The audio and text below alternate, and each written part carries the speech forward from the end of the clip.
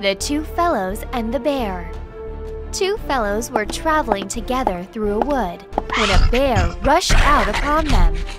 One of the travelers happened to be in front, and he seized hold of the branch of a tree and hid himself amongst the leaves. The other, seeing no help for it, threw himself flat down upon the ground, with his face in the dust. The bear, coming up to him, put his muzzle close to his ear and sniffed and sniffed. But at last, with a growl, he shook his head and slouched off, for bears will not touch dead meat. Then the fellow in the tree came down to his comrade and laughed and said, "What was it that Master Prune whispered to you?" "He told me," said the other, "never trust a friend who deserts you in a pinch." The Farmer and His Sons. A father, being on the point of death, wished to be sure that his sons would give the same attention to his farm as he himself had given it. He called them to his bedside and said, "My sons, there is a great treasure hid in one of my vineyards." The sons, after his death, took their spades and mattocks and carefully dug over every portion of their land. They found no treasure, but the vines repaid their labor by an extraordinary and superabundant crop.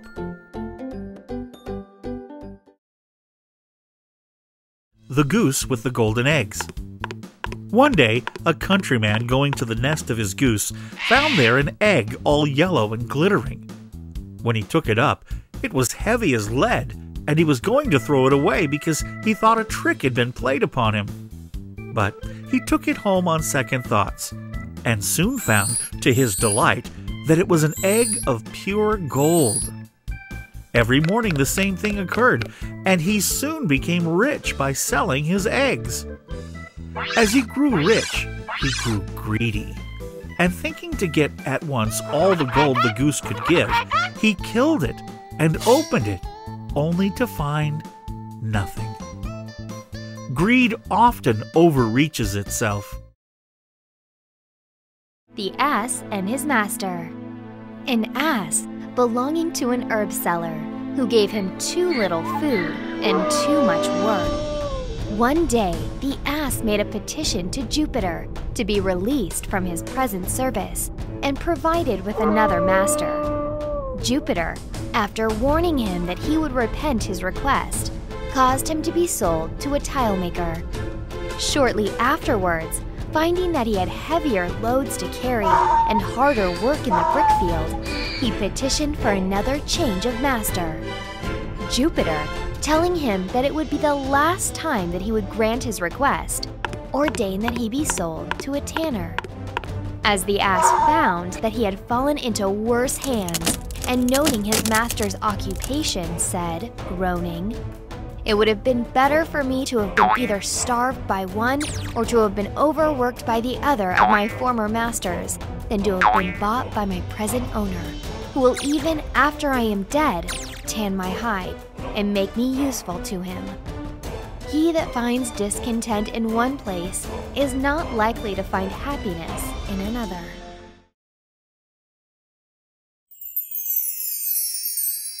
The Boys and the Frogs. Some boys, playing near a pond, saw a number of frogs in the water and began to pelt them with stones.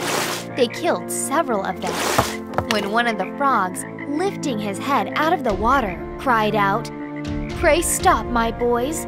What is sport to you is death to us." One man's pleasure may be another's pain. The Dog and His Reflection. A dog, to whom the butcher had thrown a bone, was hurrying home with his prize as fast as he could go. As he crossed a narrow footbridge, he happened to look down and saw himself reflected in the quiet water as if in a mirror. But the greedy dog thought he saw a real dog carrying a bone much bigger than his own. If he had stopped to think, he would have known better. But instead of thinking, he dropped his bone and sprang at the dog in the river, only only to find himself swimming for dear life to reach the shore. At last, he managed to scramble out, and as he stood sadly thinking about the good bone he had lost, he realized what a stupid dog he had been. It is very foolish to be greedy. The Ant and the Dove. An ant went to the bank of a river to quench its thirst, and being carried away by the rush of the stream, was on the point of drowning. A dove sitting on a tree overhanging the water plucked a leaf and let it fall into the stream close to her. The ant climbed onto it and floated in safety to the bank. Shortly afterwards, a birdcatcher came and stood under the tree and laid his lime twigs for the dove, which sat in the branches. The ant, perceiving his design, stung him in the foot. In pain, the birdcatcher threw down the twigs, and the noise made the dove take wing. One good turn deserves another. The Crow and the Pitcher. A crow, half dead with thirst, came upon a pitcher which had once been full of water. But when the crow put its beak into the mouth of the pitcher, he found that only very little water was left in it, and that he could not reach far enough down to get at it. He tried and he tried, but at last had to give up in despair. Then a thought came to him, and he took a pebble and dropped it into the pitcher. Then he took another pebble and dropped it into the pitcher. Then he took another pebble and dropped that into the pitcher. Then he took another pebble and dropped that into the pitcher. Then he took another pebble and dropped that into the pitcher. Then he took another pebble and dropped that into the pitcher. At last, he saw the water mount up near him, and after casting in a few more pebbles, he was able to quench his thirst and save his life. Little by little does the trick. The Fox and the Grapes. One hot summer's day, a fox was strolling through an orchard till he came to a bunch of grapes just ripening on a vine, which had been trained over a lofty branch. "Just the thing to quench my thirst," he said. Drawing back a few paces, he took a run and a jump, and just missed the bunch. Turning round again, with a 1, 2, 3, he jumped up, but with no great success. Again and again he tried after the tempting morsel, but at last had to give up and walked away with his nose in the air, saying, "I am sure they are sour." It is easy to despise what you cannot get. The Miser and His Gold. Once upon a time, there was a miser who used to hide his gold at the foot of a tree in his garden. But every week, he used to go and dig it up and gloat over his gains. A robber who had noticed this went and dug up the gold and decamped with it. When the miser next came to gloat over his treasures, he found nothing but the empty hole. He tore his hair and raised such an outcry that all the neighbors came around him, and he told them how he used to come and visit his gold. "Did you ever take any of it out?" asked one of them. "Nay," he said, "I only came to look at it." "Then come again and look at the hole," said the neighbor. "It'll do you just as much good." Wealth unused might as well not exist. The Town Mouse and the Country Mouse. A country mouse invited a town mouse, an intimate friend, to pay him a visit and partake of his country fare. As they were on the bare ploughlands, eating their wheat stalks and roots pulled up from the hedgerow, the town mouse said to his friend, "You live here the life of the ant, while in my house is the horn of plenty. I'm surrounded by every luxury, and if you will come with me, as I wish you would, you shall have an ample share of my dainties." The country mouse was easily persuaded and returned to town with his friend. On his arrival, the town mouse placed before him bread, barley, beans, dried figs, honey, raisins, and last of all brought a dainty piece of cheese from a basket.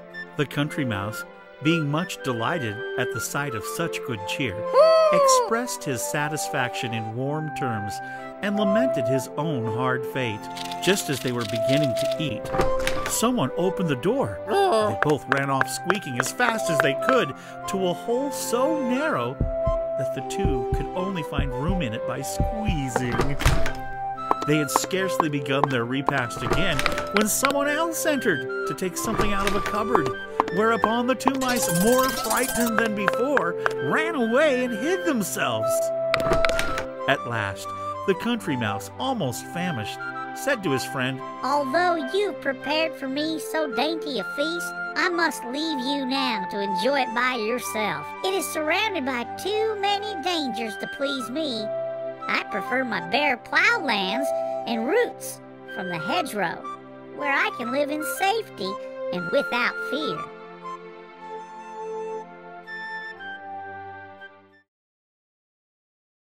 The Lion and the Mouse. Once when a lion was asleep, a little mouse began running up and down upon him. This soon wakened the lion, who placed his huge paw upon him and opened his big jaws to swallow him.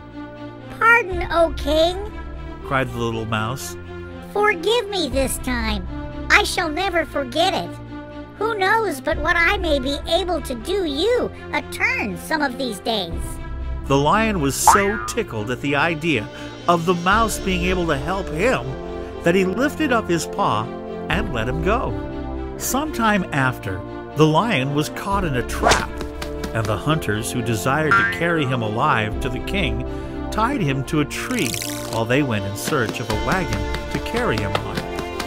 Just then, the little mouse happened to pass by, and seeing the sad plight in which the lion was, went up to him and soon gnawed away the ropes that bound the king of the beasts. "Was I not right?" said the little mouse. Little friends may prove great friends.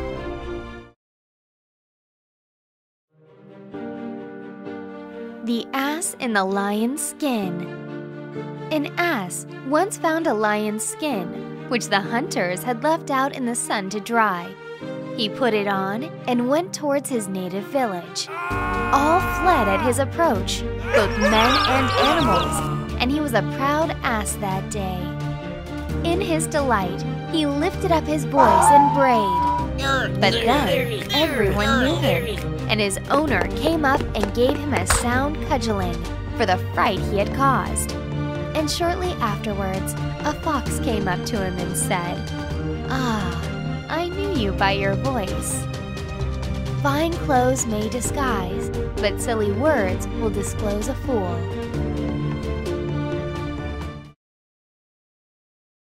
The Boy Who Cried Wolf. There was once a young shepherd boy who tended his sheep at the foot of a mountain near a dark forest. It was rather lonely for him all day, so he thought upon a plan by which he could get a little company and some excitement. He rushed down towards the village, calling out, "Wolf! Wolf!" And the villagers came out to meet him, and some of them stopped with him for a considerable time. This pleased the boy so much that a few days afterwards he tried the same trick, and again the villagers came to his help. But shortly after this, a wolf actually did come out from the forest and began to worry the sheep, and the boy of course cried out, "Wolf! Wolf!" still louder than before. But this time, the villagers, who had been fooled twice before, thought the boy was again deceiving them, and nobody stirred to come to his help. So the wolf made a good meal off the boy's flock, and when the boy complained, the wise men of the village said, "A liar will not be believed, even when he speaks the truth."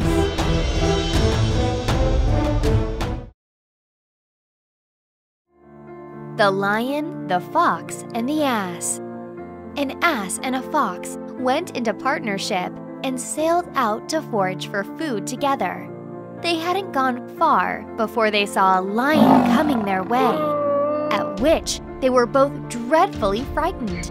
But the fox thought he saw a way of saving his own skin and went boldly up to the lion and whispered in his ear, "I'll manage that you shall get hold of the ass without the trouble of stalking him, if you'll promise to let me go free." The lion agreed to this, and the fox then rejoined his companion and contrived before long to lead him by a hidden pit, which some hunters had dug as a trap for the wild animals, and into which he fell. When the lion saw that the ass was safely caught and couldn't get away, it was to the fox that he first turned his attention, and he soon finished him off, and then at his leisure proceeded to feast upon the ass. Betray a friend, and you'll often find you have ruined yourself. Goldilocks and the Three Bears. Once upon a time, there was a little girl named Goldilocks. She had golden hair. One day, she went out in the forest to play. She saw a cute cottage and knocked on the door. When nobody answered, she opened the door and went inside. There was no one inside, but on the kitchen table, Goldilocks saw 3 bowls of porridge. Goldilocks was hungry, so she took a bite from the largest bowl. "This porridge is too hot," she said. She took a bite from the middle-sized bowl. "This porridge is too cold," she said. Then she tried the smallest bowl. "This porridge is just right," she said, and ate up all the porridge. Goldilocks was tired now, and so she sat on the largest chair. "This chair is too big," she said. She tried the middle-sized chair. "This chair is too big too," she said. Then she tried the smallest chair. "This chair is just right," she said. But the chair broke. Goldilocks was even more tired now. So she went upstairs, and there she saw 3 beds.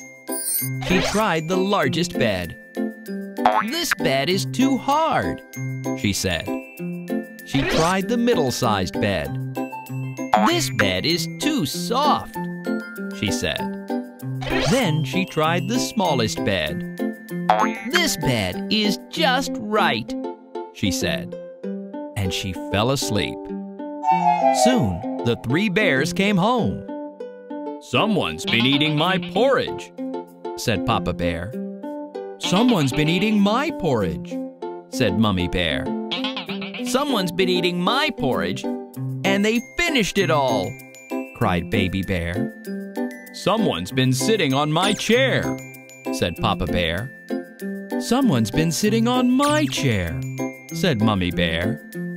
"Someone's been sitting on my chair, and they broke it," cried Baby Bear. "Someone's been sleeping in my bed," said Papa Bear. "Someone's been sleeping in my bed," said Mummy Bear.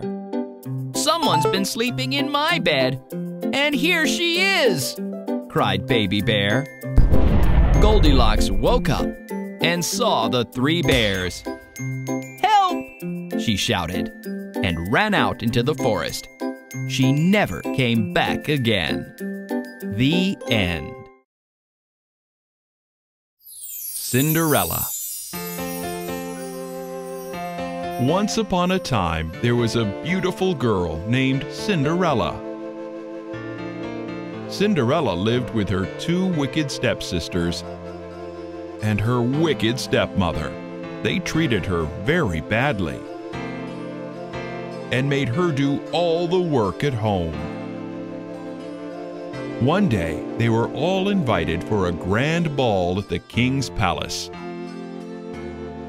Cinderella's stepsisters and stepmother made her sew new dresses and get them ready for the ball.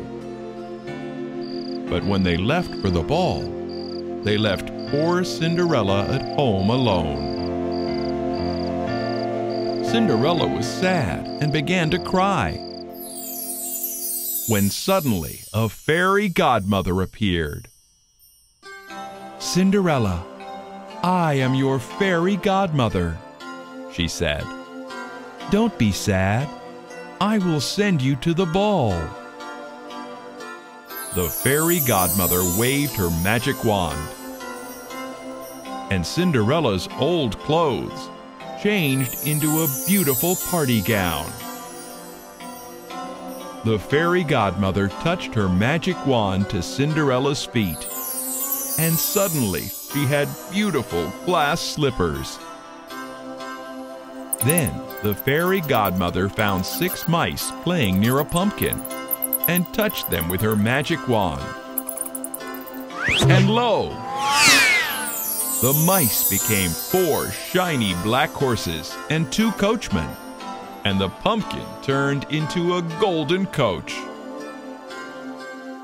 Cinderella was overjoyed and said, "Oh, thank you, fairy godmother." She set off for the ball in the coach. As she left, the fairy godmother said, "Cinderella, my magic will only last until midnight. Be sure to reach home before then." When Cinderella entered the palace, the entire ballroom was struck at her beauty. Even her stepsisters and stepmothers didn't recognize her in her pretty clothes. The handsome prince went to her and asked her, "Do you want to dance?" And Cinderella said, "Yes." They danced all night long, and everyone wondered who the beautiful girl was. As the night neared midnight, Cinderella remembered her fairy godmother's words and cried, "Oh, I must go!" She ran down the stairs, and one of her glass slippers came off. But Cinderella did not turn back for it and hurried to her coach. She reached home just as the clock struck 12. Her coach turned back into a pumpkin, the horses into mice, and her clothes turned back into rags. The prince had fallen in love with Cinderella, but he did not even know her name. However, he had found the glass slipper that had come off Cinderella's foot. He said, "I will marry the lady whose foot fits this slipper." The next day, the prince and his servants went to all the houses in the kingdom. All the women tried the slipper, including Cinderella's stepsisters, but none could fit the slipper perfectly. Cinderella's stepmother would not let Cinderella try on the slipper. But the prince saw her and said, "Let her try on the slipper."